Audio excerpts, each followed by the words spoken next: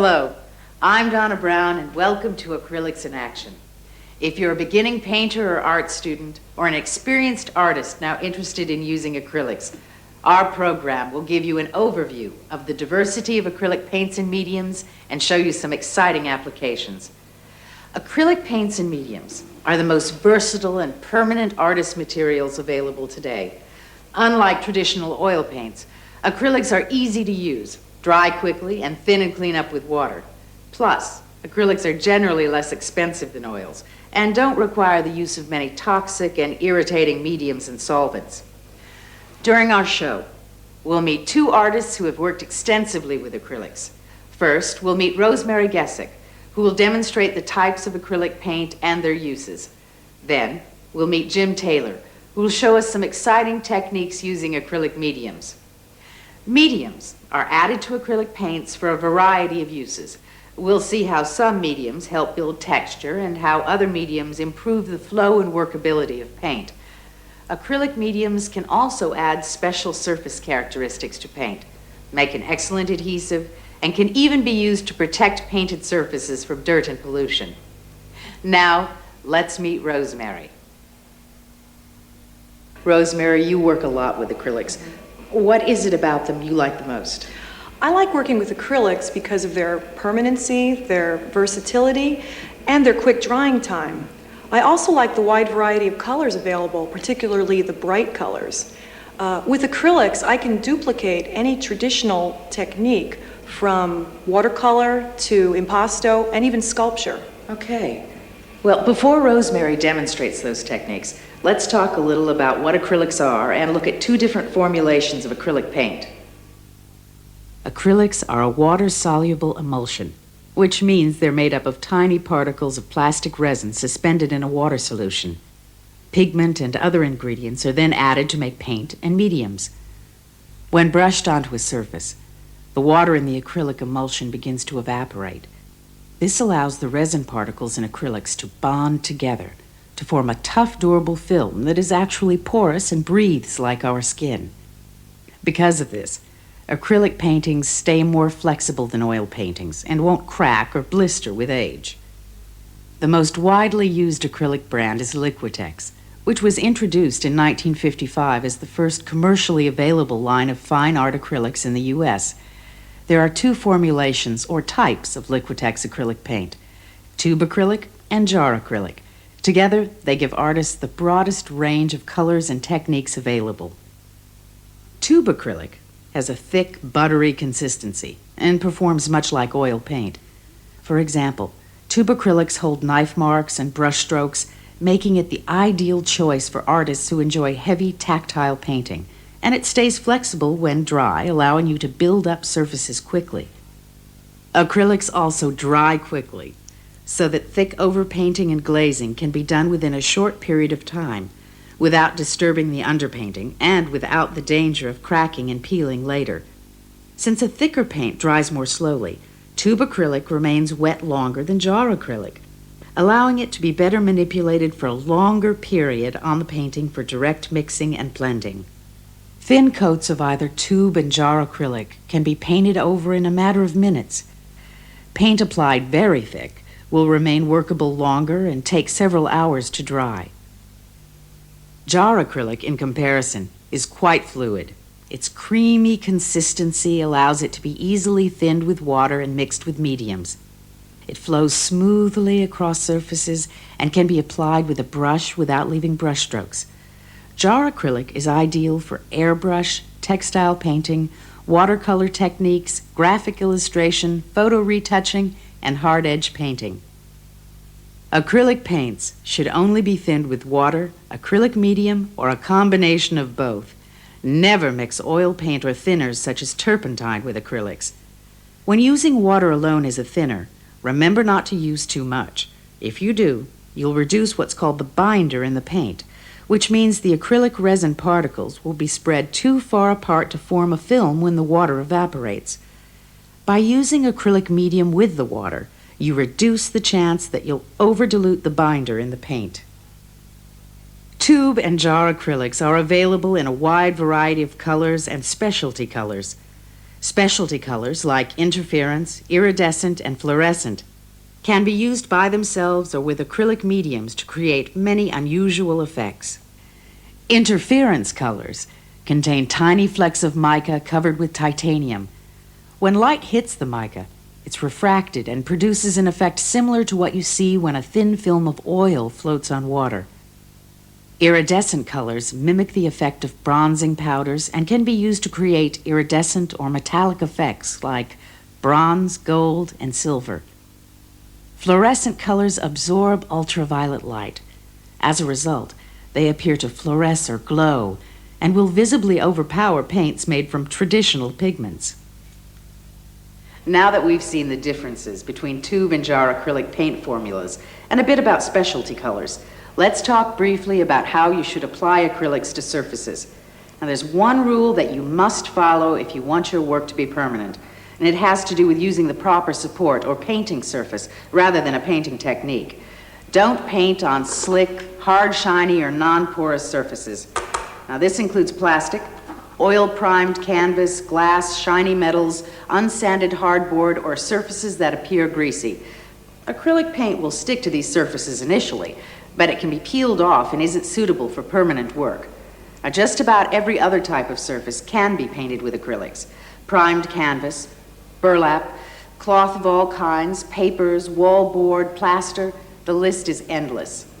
Now let's look at some techniques using acrylics.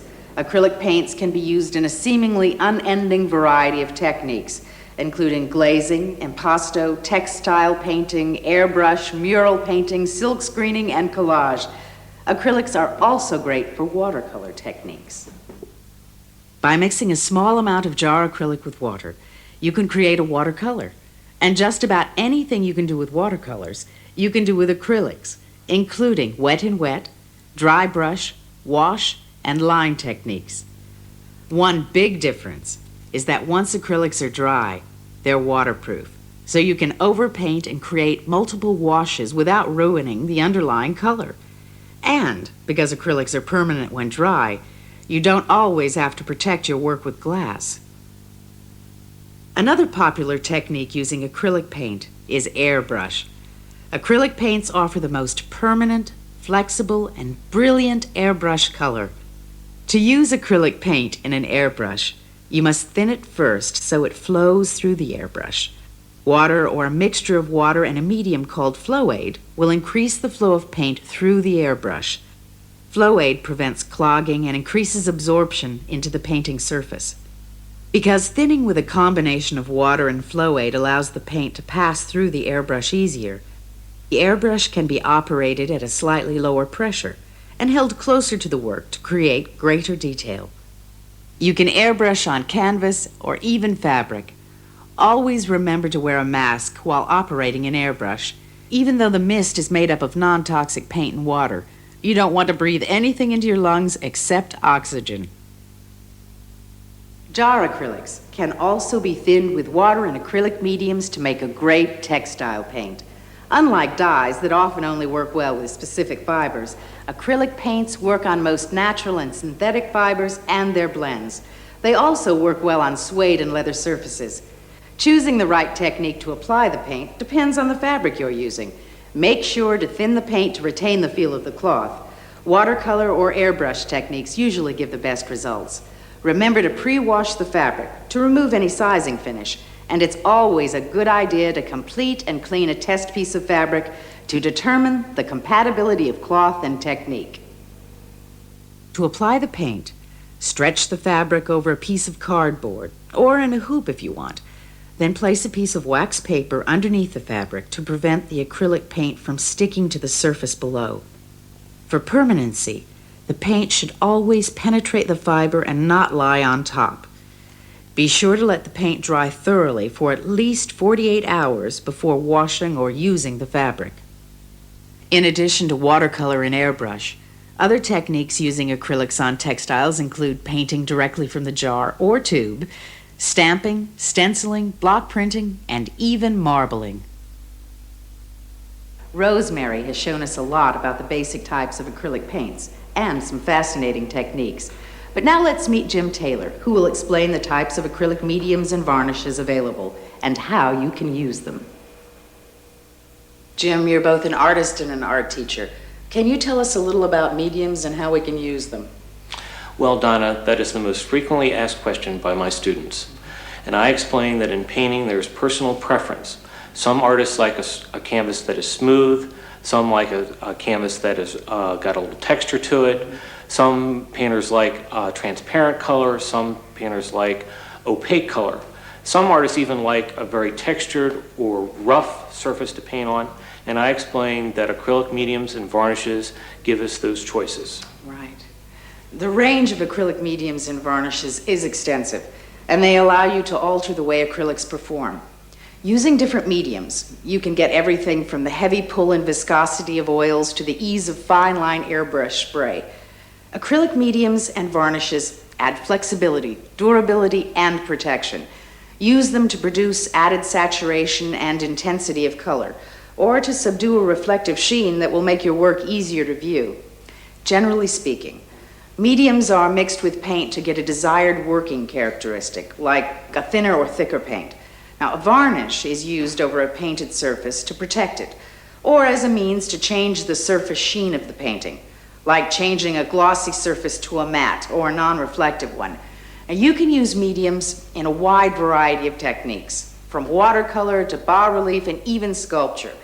They can also save you money by allowing you to extend the volume or amount of paint without losing color intensity. When you brush acrylic mediums and varnishes over a surface, keep two things in mind. First, don't overwork an area while it is drying. This will cause clouding. Apply the medium or varnish and leave it. If you miss an area, you can go back to it after the film is dry. Secondly, vigorous brushwork over textured areas can cause bubbles to form and dry in the paint surface. Apply mediums and varnishes carefully with a brush, paint pad, or spray them on with an airbrush. Now, let's take a look at some of the acrylic mediums and varnishes available. You'll find mediums in a variety of sizes to suit all needs, and some even come in squeeze bottles, making them easy to use. Gloss medium and varnish is an all-purpose mixing medium. It can be mixed with acrylic paints or used as a final permanent gloss varnish. Jim likes to mix it with paint to get better flow, increase transparency and gloss, and to enhance the depth of color intensity. He also uses it as a non-removable varnish to protect his paintings and give the work an overall gloss surface. When you use gloss medium and varnish, use 1/2 part gloss medium and varnish and 1/2 part water as a standard thinning medium for all acrylic colors. By doing this, the paint retains flexibility and you'll improve the depth of color. By adding large amounts of gloss medium and varnish to colors, Jim gets a very transparent, brilliant glaze. Glazing with acrylics is much quicker and more versatile than it is with oils. To produce a glaze, place your canvas on a table or floor and apply very thin coats of paint mixed with medium. And because acrylics dry so fast, 15 to 20 glazes can be applied, one over the other, in a day's working time. Gloss medium and varnish also works well as a decoupage and transfer medium. To try it, apply at least 5 heavy coats of the medium to any picture in a magazine. By allowing each to dry before you apply the next, a plastic-like transfer is created. After all coats have dried, soak the paper in water for about 10 minutes, or until the paper on the back of the reproduction can be rubbed off with your fingers. The ink stays on the film of the medium, producing a plastic transfer that you can adhere to any surface using more medium. Gloss medium and varnish is also excellent for collage techniques. With it, you can glue different materials to the painting surface. Paper, tissue, canvas, and found objects can all be attached to your painting surface. And you can use it to make a permanent and waterproof paper mache by soaking paper strips in the mixture. Other mediums will give you different effects, like matte medium, which will give you a matte, low-luster finish when added to paints. It increases transparency and can be used to create matte glazes. It can also be mixed with gloss medium to produce varying effects from matte to gloss. You can use matte medium in one thin coat as a varnish, but be careful. Matte medium can cause clouding, especially over dark colors. Gel medium is twice as thick as gloss medium and gives paint a transparent quality. It's also a good heavy gluing material, mixes with paint easily, and serves as a good collage medium as well. It's a great medium when you want to add materials like sand, sawdust, gravel, or beads to your painting surface. Once dry, this material can be painted or glazed over if desired. Heavy gel medium is a glossy gel with increased body.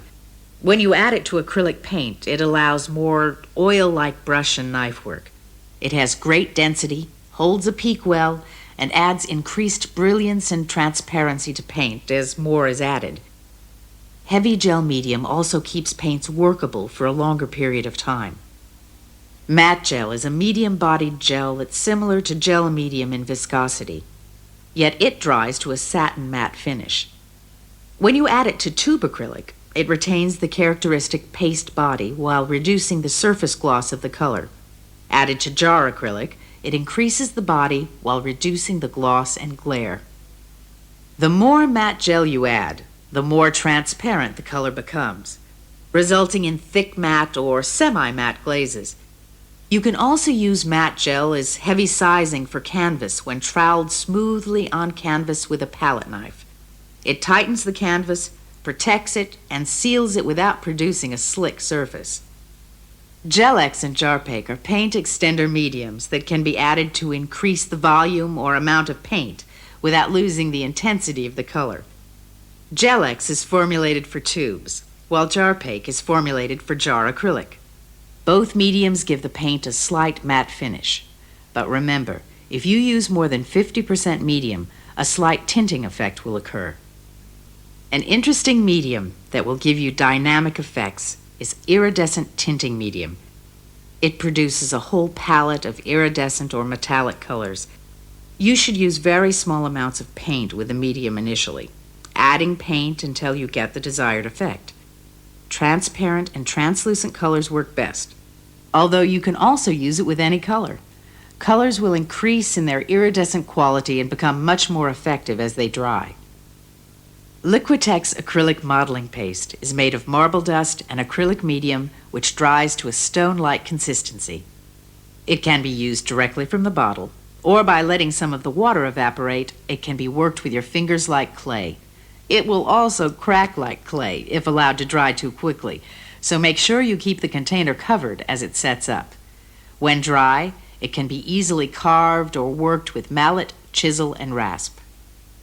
Modeling paste by itself should only be applied to rigid supports. However, if mixed with 50% gel medium or heavy gel medium, it will remain flexible enough to apply to canvas or other flexible supports.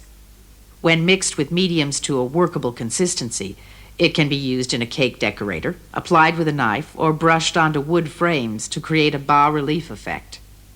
Acrylic paints can also be mixed into the modeling paste to produce a tinted paste, or you can paint over the modeling paste when dry. As we've pointed out, acrylics are much more durable than oil paints and will withstand the test of time with little or no special attention. Even so, some artists prefer to prepare their painting surface and protect it. Acrylic gesso can be used to prepare raw canvas and other surfaces for acrylic paint. Gesso seals the pores of the canvas, improves paint adhesion, and is available in a variety of colors. Now, several coats of gesso can be applied and sanded between coats for a perfectly smooth painting surface. Gesso can also be troweled on for a textural painting ground. Once you've completed your painting, it's a good idea to protect it. Acrylic paintings breathe and in time can attract moisture and dirt, which adheres to the paint surface. To prevent this, add a coat of Soluvar varnish. It seals the paint surface with a tough, flexible acrylic resin film and should be used over all acrylic paintings for lasting protection. Before you apply Soluvar to your painting, wipe the surface with mineral spirits. When it's time to clean your painting, you can remove Soluvar with mineral spirits or turpentine. Then add a new coat of Soluvar to maintain protection. We've learned about a variety of acrylic paints and mediums, plus some exciting ways to use them. Now let's see what's on the label of the acrylic art materials that you purchase. Liquitex is one of the few acrylic brands that provide artists with so much helpful information on the label. It really isn't difficult to understand, and in fact is very useful. One of the first things you find on the label is the paint name. Beneath that name is the color index name of each pigment used. Each pigment has a universally accepted color index name, as well as a color index number, which can be found on the back of the tube. The color index name and number completely identify each pigment. Next on the label is the permanency rating. Data regarding paint permanency has been accumulated from testing pigments in accordance with the testing methods proposed by the American Society for Testing and Materials. Pigments are rated in 3 categories. Category 1, excellent light fastness, which means no perceivable color change will occur after the equivalent of 100 years of indoor museum exposure. Category 2, very good light fastness. Paint with this rating may not possess maximum color permanency, but is satisfactory for most painting use. If you are interested in maximum permanency for exterior painting, Category 1 colors should be used. Category 3. Paints in recent testing procedures indicate that the pigments of these colors may fall below the level of permanency for artist colors. All artists should be aware of this and use these paints accordingly.